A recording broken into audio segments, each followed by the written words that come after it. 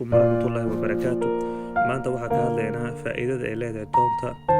Faa'iidada ay leedahay toonta waxaa ka mid ah number 1 waxay horumarisaa caafimaadka wadnaha.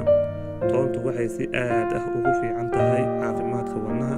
Waxay caawimaad ka geysataa inay horumariso wareegga dhiigga. Waxay kaloo sameysaa numberka 2 waxay kontarooshaa dhiig karka. Cilmi baaris waxay caddeysay in toontu ay hoos u dhigto dhiig karka.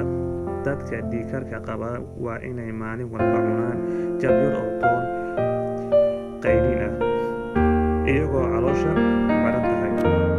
Numberka 3 waxay sare u qaadaa difaaca jidhka. Toonta waxay aad ugu badan fitamiinada ay ka mid yihiin vitamin C, B6 iyo macdanaha selenium iyo magnesium, kuwaas oo si aad ah sare ugu qaada difaaca jidhka. Haddaba waxyaabahaas iyo waxyaabo kaloo faa'iido ayaa leh toonta ka faa'iidaysa.